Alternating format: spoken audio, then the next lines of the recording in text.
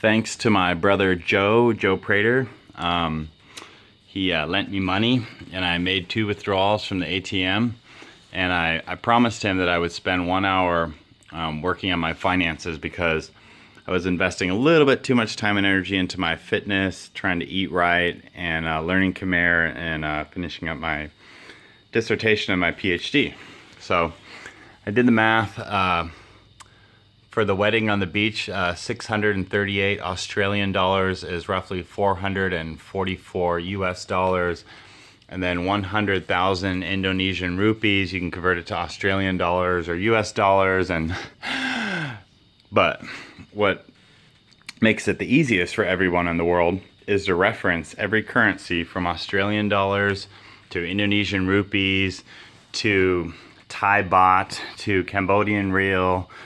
You name it, like European euros. And so assuming there can be one other reference point for our species, it would be Bitcoin in the US dollars. And of course, Bitcoin is a deflationary currency. It goes up in value over time. It doesn't lose value by 3% every year like every other currency in the world, or eventually collapses entirely, like the Soviet Union, the second most powerful country in the world, and all their central currency, boom, worth nothing.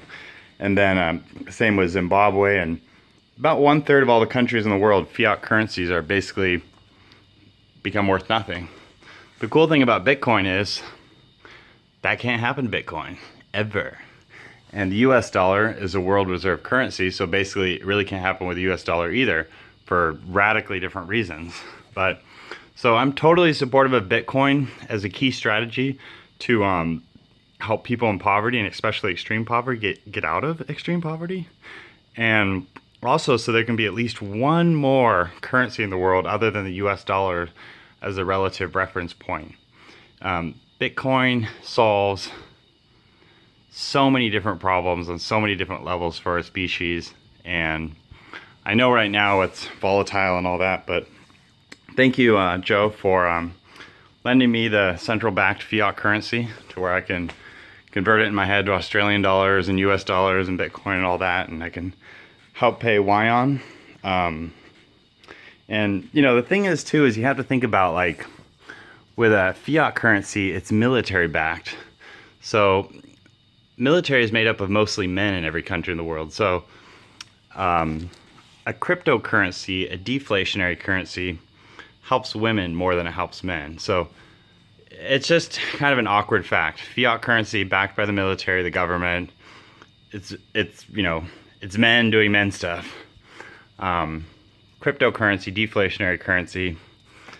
It's fundamentally sound. It's what a nerd or a woman would come up who's thinking long term, and fiat currency is what men come up with thinking short term. Not to get racist or start going into like, hey, all these guys are Muslim, and the U.S. currency is backed by a Christian society. And anyways, like that's that's a whole other story. Yeah, I'm an accountant at heart, like my father, Nyan Sr., and my sister, Shanae Ochoa. I'm a total accountant. I'm a nerd. I like numbers. I was doing what Jeff Bezos said, increasing the transaction cost. I was putting each one of these into paper and then batching them in 7, and then kind of like putting your credit cards in a big giant ice cube makes it harder to get to. I was just doing what Jeff Bezos said, like if you want to control any human behavior in yourself or others, start manipulating transaction costs. And then I also happen to know, for reasons that would take a long time to explain, that that's entirely how AI controls all human behavior on the internet.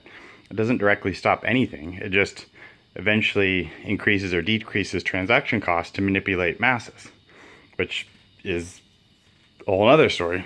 It's good and bad and everything in between. But I just want to say thanks to my older brother Joe for lending me money, and it's 440 US dollars to have a wedding in the Bali Garden Beach Resort in Bali.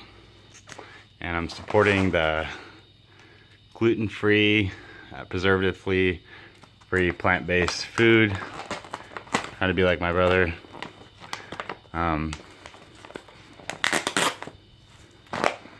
I swear to God it said gluten-free on one of these. Anyways, but yeah, this supports the Balinesian local economy, So thanks to my brother Joe. He's supporting the economies of like half the countries in Southeast Asia. And he's the best older brother in the entire world. Like nobody could ask for a better older brother than my older brother Joe.